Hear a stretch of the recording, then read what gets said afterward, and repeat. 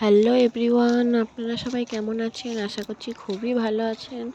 তো আমি কয়েকদিন আগে বাপের বাড়ি গেছিলাম। এই ভিডিওটা সেই দিনকারই, হঠাৎ করেই যেই দিনকে খুব কুয়াশা পড়েছিল সেই দিনকারই ভিডিও।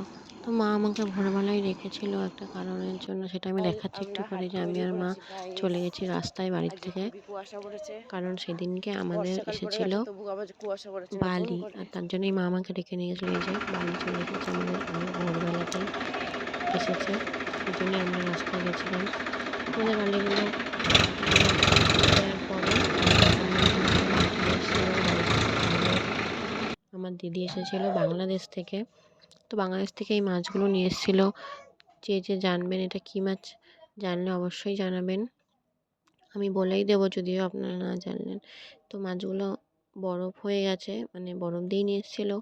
অনেকক্ষণ ভিজিয়ে রাখার পর মাছগুলো এখন রান্নার উপযোগী। এরপরে মা মাছগুলোকে রান্না করে নিয়েছে এবং আমি তোমাদের সেই ভিডিওটাও দেখিয়ে দিচ্ছি। দেখো, এই দেখো রান্না করার পর এরকম। আর আমি বলে দিই এই মাছটার কী নাম। দেখো আমি খেতে বসেছি এবং বলে দিচ্ছি। আজ আমরা কত কিছু খাচ্ছি। এটা হচ্ছে কালকের কাটা মাছ চচ্চড়ি, হচ্ছে থোর ভাজা, এটা হচ্ছে সাগর পোনা মাছ, বাংলাদেশ থেকে এসছে। আর ওইখানে আছে কাতলা মাছ। আর আমাদের বাড়িতে হয়েছিল কাতলা মাছের মাথা, মানে কাঁটাটা খুব টেস্টি। এইটা তো আমার মায়ের খুবই ফেভারিট, এই জন্য বাবা নিয়ে এসেছিল। এটা খেতে আমার খুবই ভালো লাগে।